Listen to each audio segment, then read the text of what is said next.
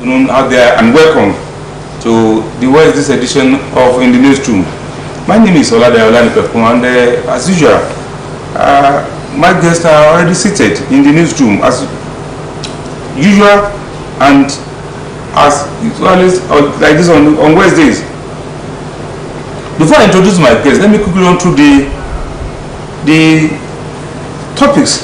What is still in the fora of the Supreme Court judgment that came up yesterday on Osun governor's election, and as that about it, the Supreme Court judgment marked the end of any litigation as far as the July 16, 2022 governor's election in Osun is concerned.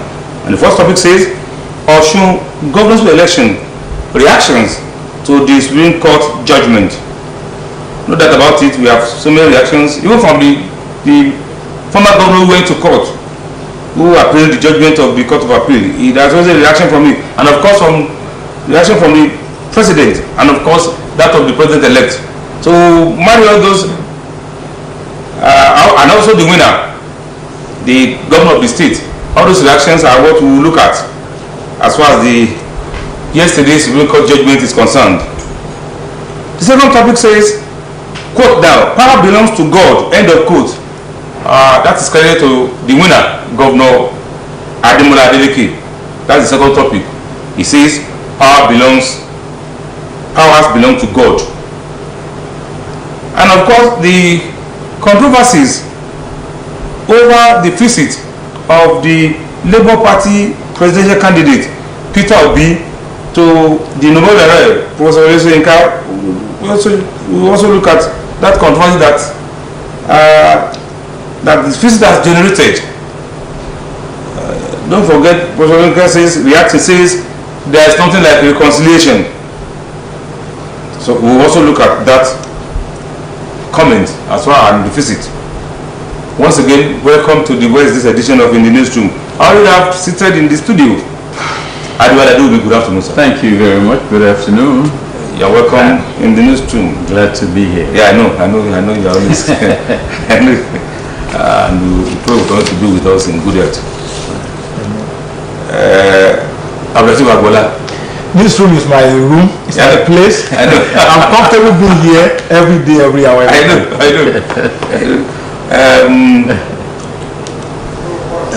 Let's start this way. I want us to the other side. Let's have a particular as part of the reaction. Let's have a video of as part of the reaction to the Supreme Court judgment.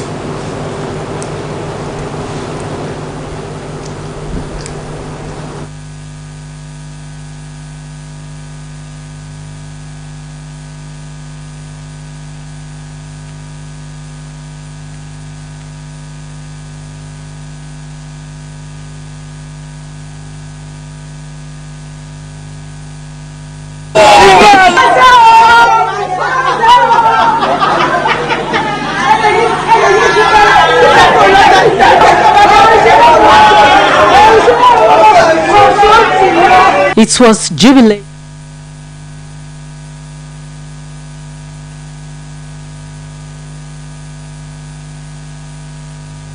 Jubilation galore for the people of Osun State following the Supreme Court judgment that reaffirmed Senator Ademola Adeleke as the elected governor of Osun State.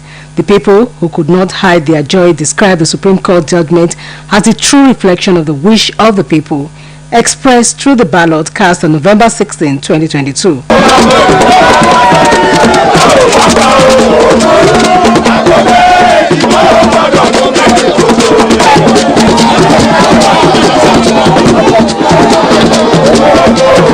In their separate reactions while speaking with Osbc News, Mr. Hamza Sholanke and Mr. Yunus Olayemi stated that the judgment has upheld the popular belief in the judiciary as the last hope of the common man. The judiciary has reaffirmed that actually this is the true mandate of the people. What can do?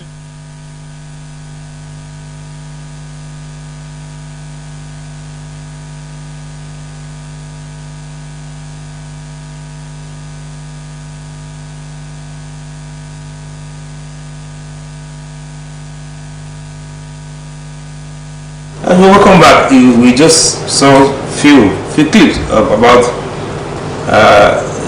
reaction, and that's the first topic. Or should government election reaction to the local judge as a citizen, as an indigene, your immediate reaction while receiving that judgment? Well, as a journalist, I have to be neutral. But I can understand the people's reaction because obviously they know what they have experienced, they know what they have been through over the past 4 years maybe, and then if they didn't know if they hadn't seen any better, they are looking at what they have seen for the past since November 27 last year and what things compared to what they used to be. So their rejoicing is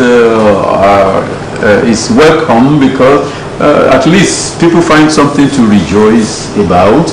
People found something to dance about rather than being moribund and sad and always complaining and all. The Bible even says in the Holy Book, it says when the righteous reign, the people rejoice. I'm not saying anybody is unrighteous, but in their own definition, in the definition of these people rejoicing, they see somebody who they can identify with, who is winning. And so the Supreme Court gave them a reason to dance, and they are expressing it. And you have to give it to them. We all need a time in our life. There's a time to cry, a time to laugh, a time to rejoice, a time to, the Bible says that. So this is their time to rejoice, and for all of us, this is time to rejoice, and I am with it. Okay, as a journalist, a citizen of Osun, that's not just watched, and generally somebody who resides in the state. How do you react to that? It's naturally normal. You react to events, whether in positive or negative way. You see, the camera shot those who are happy. Unfortunately, we could not see the other side of it. Because I believe it is normal, honestly, in any situation. And the God who say telephones you can allow your thing here. So those who believe that judgment favored their interest, automatically they will be very happy. That's how I see it. You are welcome into the newsroom. Thank you. And why I will ask you to I want your reaction. But let me ask you to add to the message of the president, Muhammadu Buhari, as a statesman and a leader. This statement, I want to take it along. He said the role of the judiciary in deepening democracy and rule of law. Yes, my initial reaction was like that of Adewale. And like Latif said, there are two sides to a coin. Unfortunately, honestly, it's like his statement is challenging. You should have seen the moody side of the judgment from the other side. Unfortunately, at the secretariat yesterday, nobody was there. So we couldn't have been shown empty office to depict their mood. Maybe we should have done that. But professionally, we felt we shouldn't have been showing that. But ordinarily, if you were to meet them at the office setting or anywhere, a kind of gathering of APC, either members, supporters, sympathizers or identifiers, will have gotten that report done to show the other side of the coin. But be that as it may, you see, the office of the chairman of a local government, the governor of a state, or the president, the moment is sworn in, goes beyond party line. Okay. And at the national level of Mr. President, he is regarded, going by our culture and tradition, as the father of the nation. So whether it's PDP, whether it's APC, whether it's NNPP, whatever, the moment the court pronounces, it is expected that the president will fall in line in terms of sending the appropriate message or messages, as the case may be. You recollect that immediately after the election, the declaration of the election, the president was the first to issue congratulatory message to Ademola Adeleke, and that became an issue in the state within the APC circle. Remember what happened, the altercation between Femi Adesina and some members of the party in Osun. Yes, talking about deepening democracy. In the same or similar line, Supreme Court rulings, judgments are automatic amendments to Constitution, including Electoral Act or whatever you want to call it. And the pronouncement of the Supreme Court yesterday was clear, unmistakably clear, unequivocally clear, that these are what. Look at the Beavers angle. Okay, that pronouncement sinks. For as long as we are maintaining this present Electoral Act, that becomes a rule that everybody must stand by. In terms of that remains the precedent. In terms of witness, parties, candidates will now know that you cannot just bring a member of your party who is in your government, who is being paid, who is not certificated as a forensic expert. It's now clear. So everybody will now sit tight. When next you have cases like that, you know what to do and what not to do. So, like Mr. President said, that ruling, like every other one, must have one way or the other deepened democracy. Now we'll leave that of the president and go to the president-elect. He also issued a statement, a congratulatory message to Ademola Adeleke. And I want to quote him now, asking the governor, asking to quickly unite the state and settle down to work for the peace and progress of the state. Yes, every good Democrat will do what the president-elect and the president-elect by congratulating the winner.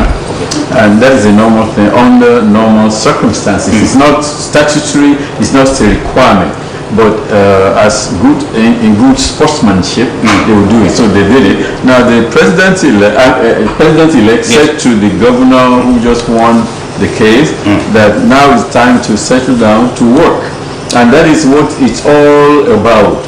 It's not just about the jubilation, it's not just about the exulting in victory, but it is the doing the work, and that is what will make the people to decide whether they want to have him for a second term or not. And he is just starting, and he will have 3.5 years just about to prove his worth, to prove his mettle, and to let the people know that yes, he is the right person they elected, and that he will do the job. From the little that he has done since November, then maybe he's showing signs that he will do well. And that is what the president-elect is reminding him, that is what it's all about. It's not about the rivalry between parties A and party B or party C and D, but it's just that whoever is the winner to do the work of serving the people, to do the work of relieving the people of their suffering, and also to encourage the legislative to make laws to for the welfare of the people. That is what it's all about, the work. And the rejoicing that we just witnessed is not new. Remember in 2000 and when was that? 2006 or 2007, when Aregbe won the first time, the people. 2010. Okay, 2010. 2014. 2010. Because I left Nigeria on that same day. I couldn't come back from Lagos to Osogbo, but I was told that even if I come back, all the streets of Osogbo were all filled. People were dancing, rejoicing. So what is happening now is not new. It's the normal reaction to such a thing. Okay. I will still append to you, and I want to look at the reaction of the former governor who went to court, who appealed the judgment of the Court of Appeal, and that is I'm talking of former Governor Adegboyega Oyetola.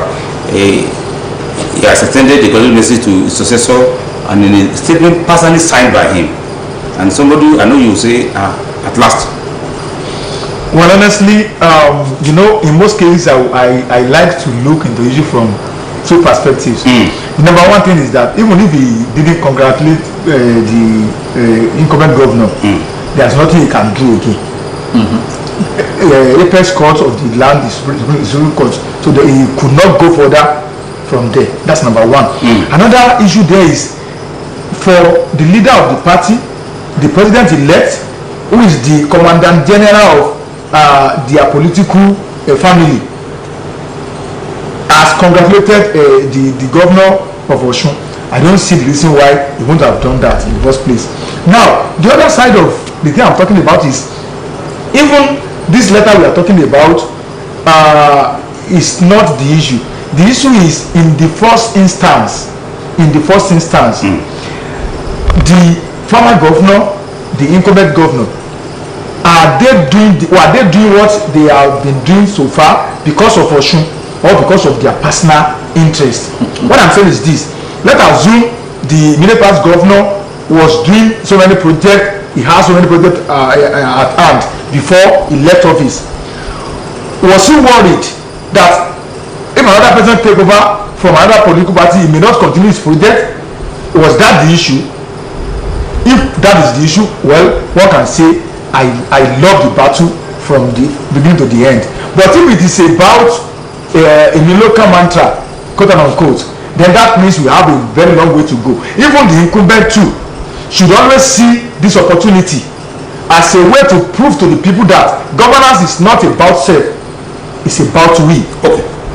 I'm still on that statement personally signed by the former governor Adegboyega Oyetola, and let me quote him now.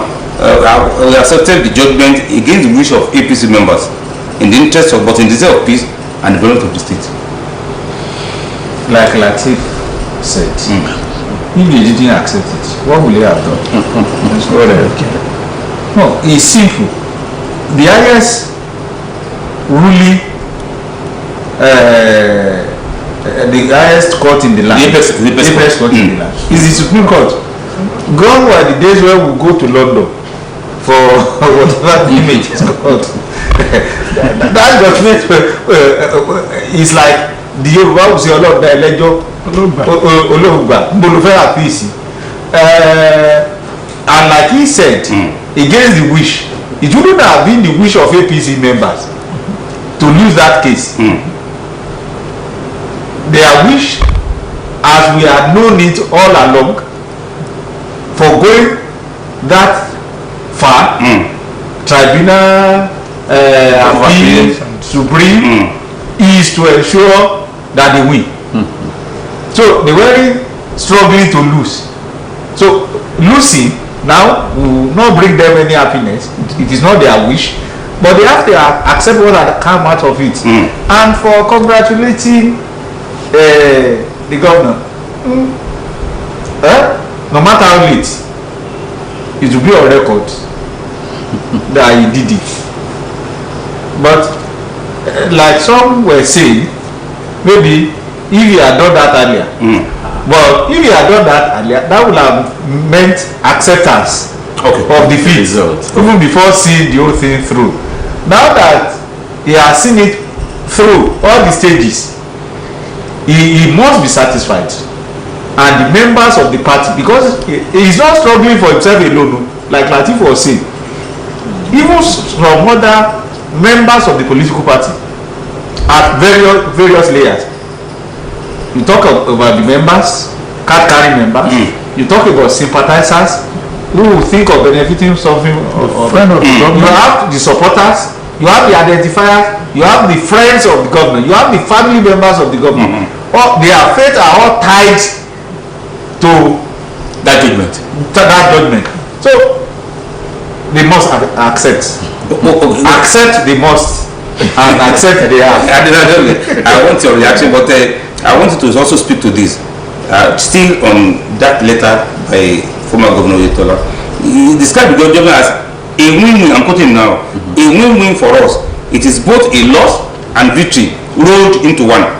While we lost Osun, technically we gained Nigeria.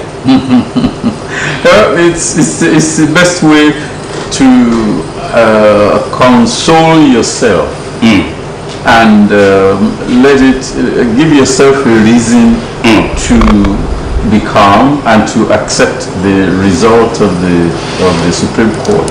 When I read it, I said it's self-consoling, which is a good thing. It's a healthy attitude to console yourself and make yourself feel better, rather than go into a corner and be sucking your thumb and be feeling sorry for yourself. So the former governor has done the right thing, and his statement is well taken. He said it was a loss, and there were people in the party who didn't feel good about it, and that there were those who felt, and he was speaking a word to encourage them not to give up, and probably sending a subliminal message to members of the party who had left, maybe trying to woo them back. Maybe that is all the things that I was thinking when I read it, that he may be trying to woo them back by sounding like we lost Osun, we gained Nigeria. Exactly. So losing Osun, how can you lose Osun and gain Nigeria? Osun is part of Nigeria. I thought he would make reference to the presidential election. Perhaps that's what he meant. Okay. And that we won Nigeria, but it's not Osun that won Nigeria, but Osun is part of Nigeria. Before we leave that topic, I will still want you and Akola to speak to this. I'm quoting the former governor now. Politics aside, time has come to let you know that the interest of the masses must be most paramount. That is perhaps advising the governor, without any restriction or discrimination, whether based on political persuasion, creed or religion. Whatever personal differences we must give way to the advancement of our great state. The security of Osun State was guaranteed regardless of their religious and political affiliation. I pray for peace and progress in your tenure. It's a very good admonition. But one thing I would like to say is this. Yoruba people will say abere bolo wadete. You see, honestly, I've always been frank to my friends, whether in government or SUA. That's my nature. I cannot change. The other time when Mr. Governor went to the stadium on May Day, some people who were very close to the immediate past government went there to be saying something that you even want to get a gun and shoot them down. That's people for you. Now, answering what the question you ask, you see, if the immediate past governor had done the needful in the first place, APC wouldn't have lost Osun. That's just the issue. You knew the pre-2018 election was the background for all this. The Raufu segregation and sentiment was the beginning of the loss of APC in Osun. So what I'm saying is, are you saying the PDP do reserve grant as far as winning the election is concerned? What I'm saying is that for the immediate governor to have been saying this, he should have behaved as a leader when the time arrived. Yes. For example, the immediate past chairman of the party, now the Owabubajo land, should arguably should have vacated that seat. I want to ask him if he's who gave him. I understand your concerns. Should have vacated that chairmanship seat in the first place, and allow someone else to have taken that position. Maybe APC will have remained APC. Maybe Oyetola will have remained the governor of Osun today. That's why I said Adete Odete. And before I leave that one, let me react to the question you asked at that time on the we lost Osun, we won Nigeria. It's a two-way thing. One, he might be talking about federal appointment. That's one. Two, there was a particular issue before the court. Then it was the issue of beavers. If beavers would have has been rubbished by the Supreme Court, it will be rubbished in the presidential election, and Asiwaju Bola Tinubu may lose it. Exactly. And I am telling you, authoritatively, somebody told me there was a meeting between Asiwaju and a high-ranking over in Yoruba land and a rich man in Nigeria. That if you don't want to lose this seat, forget about Osun. That's an institution. That cannot be. Well, let me come in. Two levels. One, I had no concern about the statement you make about our Agbaje.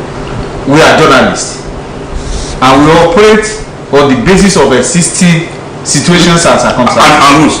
The existing situations and circumstances today, as pronounced by the government, we know what is happening for Ire, Ikirun, and Ogajo. Also, it's not a personal concern. No, it's not. Professional. I understand. Secondly, the issue of the former governor. You see, like he said, I want to take it beyond the party line. Okay. He didn't just lose because of party. That there are division within the APC. It is not just that. Okay. It is only those who belong to that political party or a section of the political party who feels that if they are been together, maybe the whole thing wouldn't have been the way it is. With due respect to APC and the leaders, we knew what happened in 2018. They were together. We had to go into inconclusive stuff. Yeah. We knew what happened there. We knew what President Muhammadu Buhari came to Osogbo to say, talking about remote controlling. So that's one. What I want to add to what he said was this aspect of all this admonition. Let me say this: there has never been a chief executive in Osun, from Ajiboisha down to Adeleke Isiaka, down to even Akale, who spent just 3 weeks, down to Udofia, Obi, Bangboye, Akande, Oyelola, Aregbesola, Oyetola, and now Adeleke, that have not contributed one way or the other to the development of this thing. We may begin to place them on percentage, but if I said that so that people will not think I'm saying Oyetola didn't do anything. No, that is not what I'm saying. But all these admonitions, if he had carried them out the way he had given this advice, political position, creed or religion, whatever personal differences, security wise, his own government had operated along that line strictly, you think it would be easy on sitting him? It wouldn't have been. But it's always good from the other side. We are all here. We may not be able to run for 5 minutes, but when Ronaldo and Messi are on the field of play, we begin to criticize them. We know what they should have done to score a goal, but bring us onto the field, it becomes another thing. We go to the second topic, and this is related to the governor himself, Governor Adeleke. Powers belong to God. We want to have let's have a clip from the other side so that we can speak to this topic or this statement from the governor himself.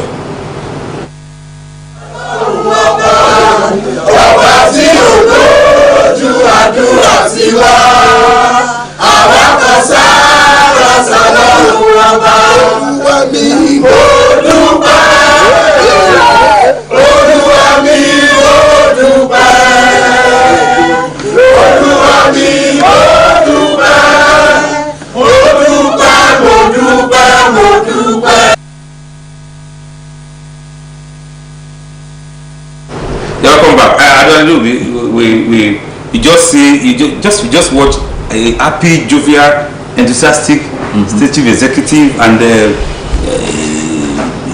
part of the speech he made yesterday was power belong to God. Yes. And say the will of the people ordained by God survives the anti-masses plot of powerful forces. Well, Mr. Governor, new governor, is correct. Power belongs to God, and any right-thinking person we are all spiritual beings, whether you go to church or go to mosque or you don't go at all. We are all spiritual beings. Or you go to shrines. Or you go to shrines. There's something inside of us that acknowledges a divine being, that is a supreme being, that is greater than us. And Adeleke now says power belongs to God. That's a wise thing, that's a smart thing to say, to know that he does not hold the power in his hand, but it belongs to God. If he holds the scepter of authority in his hand right now, and he is acknowledging that he is able to do it by the grace of God, by the will of God, and he has always said that all along, even through the tribunal and appeal and the waiting for the Supreme Court. He has always said something similar all the time, and he's articulating it again now in victory, that power belongs to God. And let's pray that he will never forget that power belongs to God, because when power, they say power corrupts, he will not become absolute ruler and let absolute power corrupt him. And of course we know what his elder brother said on the day that he won in July. He said if he messed up, if he failed, Dr. Deji Adeleke said he will be the first one to deal with, to expose him or to say something. You remember that statement? So maybe at the convocation ceremony of Adeleke University. Yes, he said it. Okay, so that is, and I'm happy and I congratulate Governor Ademola Adeleke for not forgetting those admonitions, for not forgetting those things. I still know that, and I will take it from still part of the speech of Governor Adeleke. He said, I'm quoting now, state power is of God, and he bestows on whoever he wills. I will remain God-driven, divinely inspired, governing with the fear of God. He was only stressing the obvious, but I pray he does. Because one thing about governance is this: three things: the party people, the masses, and what's the third one? Civil servants. They are very critical when they are talking about government. And if you recall, in the issue of Osun, Baba Bisi Akande failed because of civil servants. Aregbesola had the issue because of civil servants. And when the Retoma came, he wanted to hide that I was not the one who wrote the civil servant. And part of why he lost was the civil servant. And presently, we were something is cooking. The governor should be very wary of sycophants around the power. But I believe he said the obvious, and may God help him to achieve it. That's just my. Before we leave that topic, I still want to speak to that. I still want to quote the governor now. He said the victory is a challenge, a call to duty, a fresh demand for more development of democracy. That fresh commitment and its achievements so far in the last 6 months, can we say is working to talk? The first 6 months, you agree with me, like people in town are saying, okay, like it's on the lips of everybody out there that it was good. Okay. But when you look at 4 years and you work it on the basis of 6 months, it has been 1 over 8 now. Talking about challenges, for him as a person, it is. And you know why? Because of the family background. You look at the father, Senator Ayola Adeleke, a good man who was in the Senate of UPN in the Second Republic. And because he did well, the names keep ringing. He was one of the founding fathers of Osun State. Isiaka Adetunji Adeleke profited from that. Omolore, like some will say, oh, we know the father, and if we know the father and he looks like the father, definitely he will work and perform like the father. And he voted for him. You and I one way or the other worked with him. And you know the kind of person he was. Okay. Now, again, he was in the political circle in Osun for a very long period. And most of the issues in Osun politics, one way or the other, are either for him or against him, or to death came. He was in the Senate. Okay, you recollect what happened in 2014, why he had to leave the PDP for ACN because of an issue with Omishore. And he was on the podium campaigning and canvassing for votes for Aregbesola. Okay, he died. Ademola Adeleke came. Became a senator on the basis of the performances of those who had come from the family line. And it was a kind of mincemeat for him winning that election, 9-1. The next, not less than a year after, he contested the governorship seat and lost in controversial circumstances. The inconclusive aspect, the Supreme Court ruling, and whatever you want to say. He came back 4 years again to contest again. Won. The tribunal judgment said no, he didn't win. 2-1. Appeal court said he won 3-0. Supreme Court said he won 5-0. Now, when you look at all this, you should be thinking of those coming behind him too. And I believe that was the basis of the statement by Dr. Adeleke. At that convocation ceremony, that he said, if you are not doing well, I will be the first to speak out. But let me say this, he can't but do well. Exactly. Because apart from the challenges we have seen, there are a lot of people around him too who will not just want to see him on the IC and leave him there. And what we have seen in the past 6 months are enough indications that all things being equal, he will do well. Yeah. But we pray for the governor.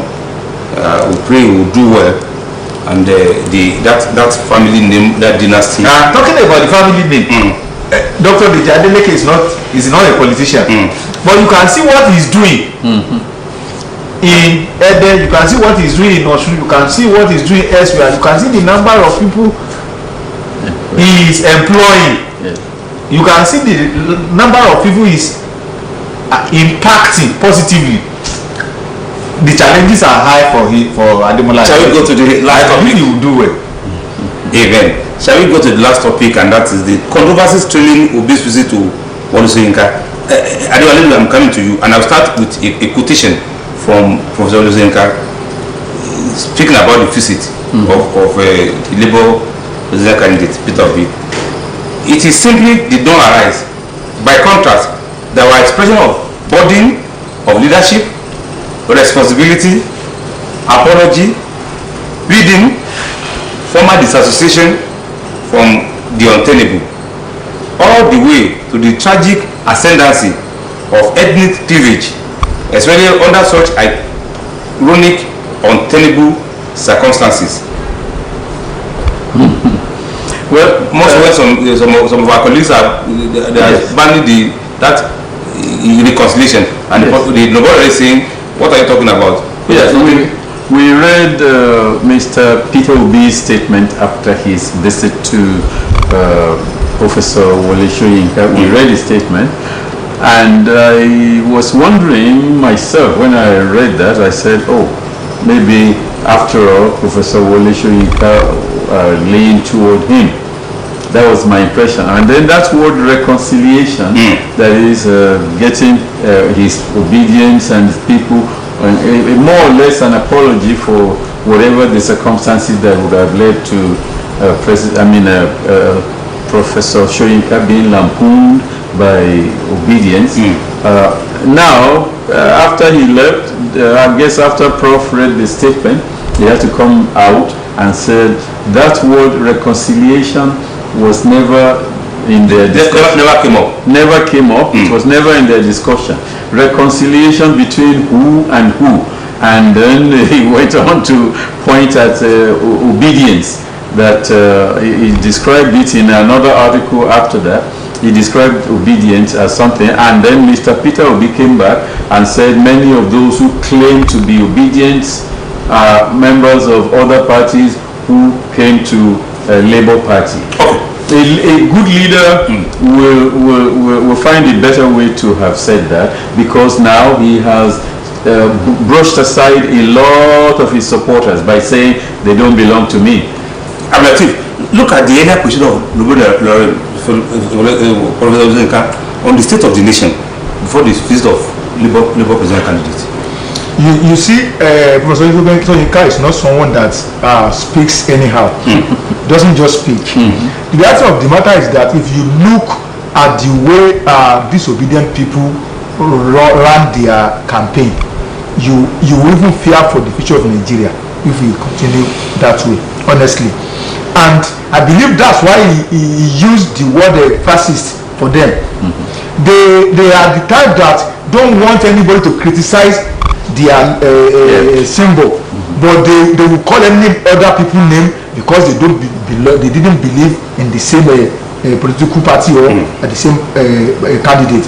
So by and large, I believe for apart from this issue that is a professor, is a Nobel laureate and the rest, yes, his own style of life, I appreciate it so much. Honestly, it's not the one that will be going to government houses every now and then, that will be writing letter here and there. No. He will talk when he's supposed to talk, and I believe he talked that sense to their head, and in an attempt to correct the wrongs of the obedient. Maybe that's why Peter Obi mistakenly rejected those who are following him. He didn't caution them when he's supposed to have cautioned them. That's not the issue. But for Professor Onyeka, he has done what's supposed to do as another statement. And he never publicly dissociates himself from what the vice president's candidate said. Yes, that's another. Yes, he never dissociates himself. The Professor Onyeka, the leader, the statement that we know he is, and the unity of Nigeria, when following the war of words, you see the Prof has seen what some of us did not see. When you look at where the old man was coming from, on the independence of Nigeria, the unity of the country, the facing the battle of gun, then you see him now when people are saying or drumming the drum of war. You see Prof warning, see what we don't see on the unity of the country. You see, the Yorubas will say, what a nigger will see sitting in the valley. The youngster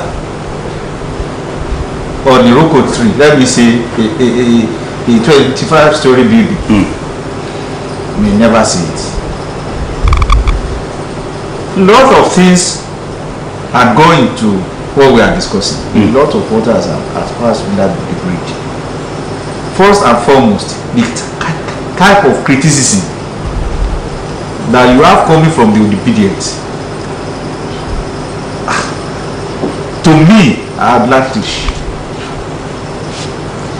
You look at even the symbol, Obi himself. He's playing game. Like Adewale said, he never spoke against what Dati Ahmed said till today. It's not just that of Dati Ahmed. Even all these obedient kind of people, the way they talk, the way they criticize people, including someone like Wole Soyinka, yes, majority of these obedients, in quotes, are from the southeast, the enclave of Biafra. And they are forgetting that Wole Soyinka was jailed because of his support for Biafra struggle. They are forgetting that in this matter, this political situation, he had spoken against what happened in Lagos. As far as ethnic profiling of voters were concerned. They are forgetting people like Adebanjo, they are forgetting people like Obasanjo, who are behaving in elderly manner, statesmanship manner, nationalistic in that look, even supporting Obi. Now, when they will now come out and talk anyhow at people, including Wole Soyinka, and you, the symbol, will keep quiet, allow at it, but you now go Nicodemously to beg. He's an elder. He's an elder. So when you go beg in the daylight, and you now come round, give you a statement or the same thing, tailoring that statement to suit you. A lot of people said Wole Soyinka shouldn't have spoken. If I was Soyinka, I would have done exactly what he did. You need to speak to set the record straight. The record straight, yes. And to tell people obedience, and all of us, including me and you, that it is not all matters that we play politics and games with. There are times we need to be straight as much as possible. Exactly. That is against us. That is we will be coming, drawing the curtain of the edition of the days too.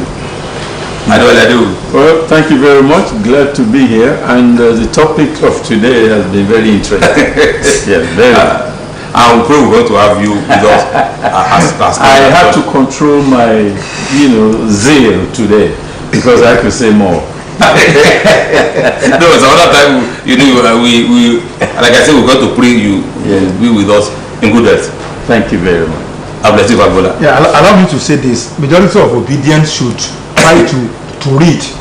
They should try to read, especially our history, because majority of them belong to the EndSARS generation. They didn't know much about Nigeria before the EndSARS of 2020. Exactly. That's number one. For Obi himself, he needs to know how politics is being played. You need governor. That's not this. You need to maneuver. You need to sacrifice. Okay. Then finally, national politics. Yes, exactly. Then finally, Governor of Osun should govern Osun as the governor and as the leader of Osun without considering the political differences. Thank you very much. I cannot wait. You forget your BP, and so we'll come to have all of you. Thanks for conscripting me. Until tomorrow, we're going to be back in the news too. My name is Ola Dayola. Good evening.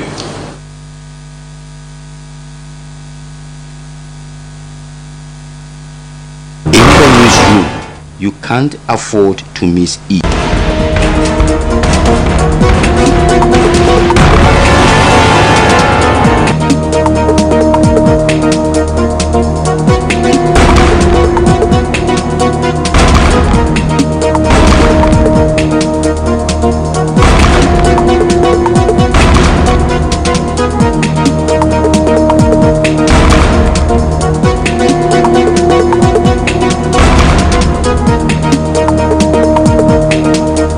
Mondays through Fridays, 3:30 to 4:30 p.m. in the newsroom.